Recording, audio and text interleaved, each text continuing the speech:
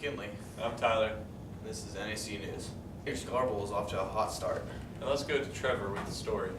The Middle School Scholar Bowl is off to a hot start this season with a record of 2-0. The team beat St. Paul Lutheran and St. Joseph Christian by scores of 210-40 and 200-60.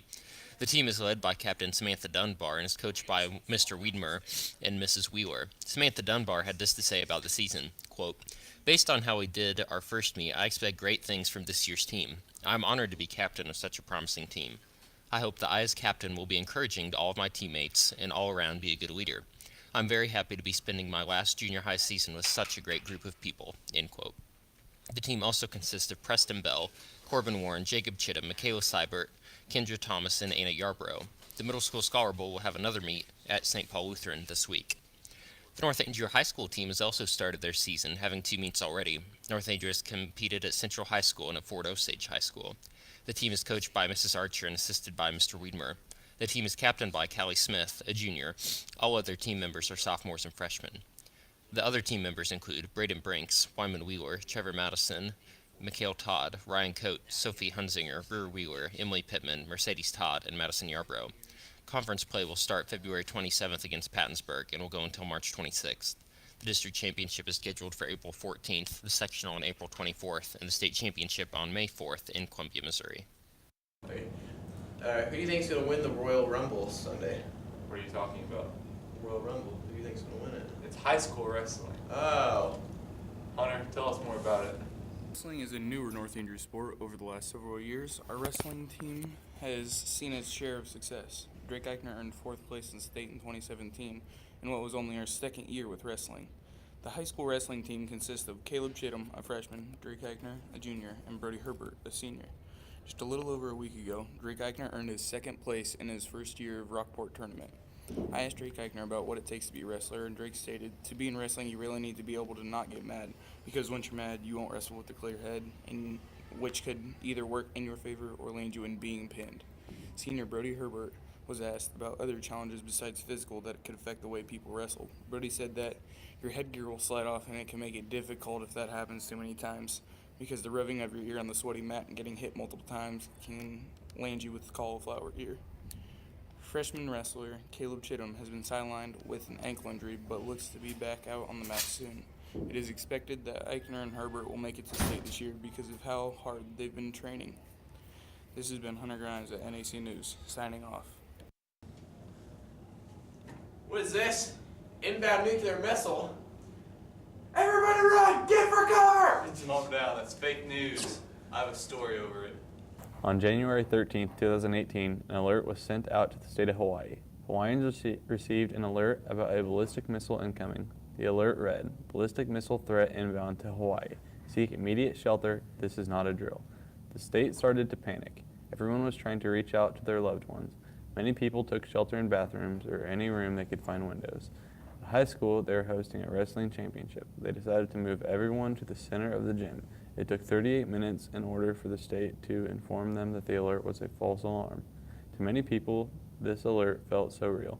North Korea and the United States have had tension for quite some time. Donald Trump and Kim Jong-un have been at each other several times. Earlier this year, Kim Jong-un said, "I have a nuclear button on the desk in my office. All of the mainland United States is within range of our nuclear strike." Donald Trump replied with, "Will someone from his depleted and food-starved regime please inform him that I too have a nuclear button, but it is much bigger and more powerful one than his, and my button works." So for many people, they thought that Kim Jong-un finally decided to launch. Experts say that a nuclear missile would only have taken 12 minutes to reach Hawaii from North Korea, so many people were confused on how it took 38 minutes to inform people this was not real. The state said that this happened because of human error.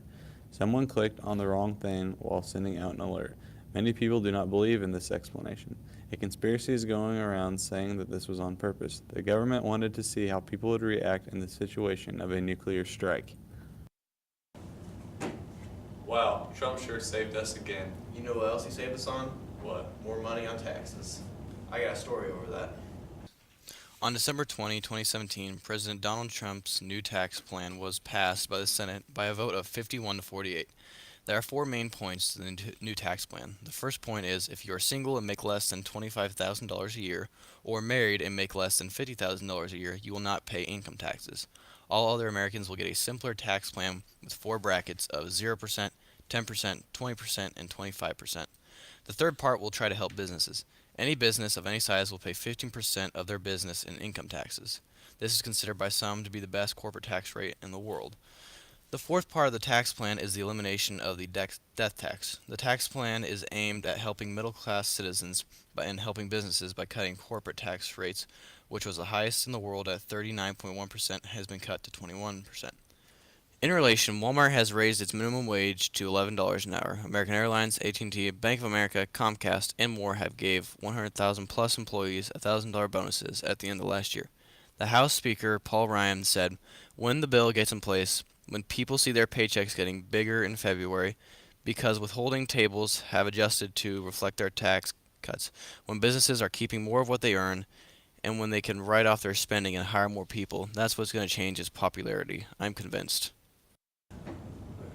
With the crisis averted and money saved on taxes, we have more time to watch movies. Speaking of movies, last week the Golden Globes happened. On to Maggie with the story.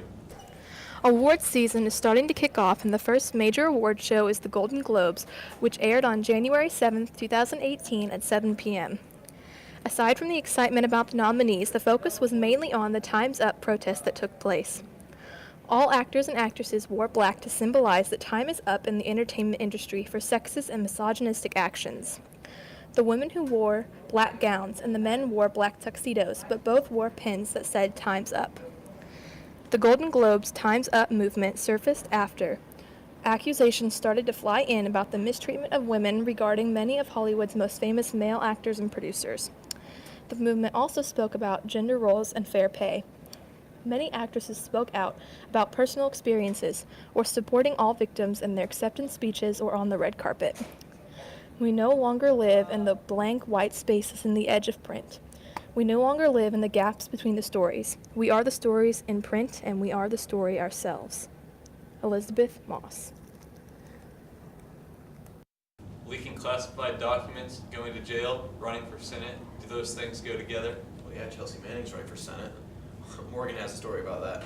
Was born as Bradley Manning. For years, she had no clue of who she was, including her gender identity. Her father convinced her to join the Army, and that is when many things started to go wrong. Chelsea Manning is known for her leak of many classified documents to WikiLeaks. She was in the United States Army as an intelligence analyst. While she was stationed with her unit in Iraq in 2009, she had access to highly classified data. When it was made known that she was suffering from major depression and anxiety, it was still deemed fit for her to have access to such important information. She shared with online friend Adrienne Lamo of her actions where she leaked classified data. After she made the decision to release so many documents, Manning was arrested. She was ultimately charged with 22 offenses and held in Quantico, Virginia, in solitary confinement. The evidence is overwhelming that it should be deemed as such. Solitary confinement in the U.S. is arbitrary, abused, and unnecessary in many situations. It is cruel, degrading, and inhumane, and is effectively a no-touch torture. She did not think that the way she was held was fair. Her sentence was shortened in the last days of Barack Obama. After that, she was released in 2017 after serving only 7 years. In 2018, she announced her candidacy to run for Senate from her home state of Maryland. She is a criminal, and if she wins her run for Senate, how can we not know that she will not repeat her crimes? North Andrew's been up to a lot lately. We have News Press Athletes of the Week Back to back, with Aiden and Cole. We have the Stanbury Tournament champions, back to back, and the JV won the West Platte Tournament. back to back. We also have SECLA regional officers Sophie and Gentry, and we have Coral winners Ryan Hughes and Brooke McDaniel. I'm McKinley, I'm Tyler. and this is NAC News signing off.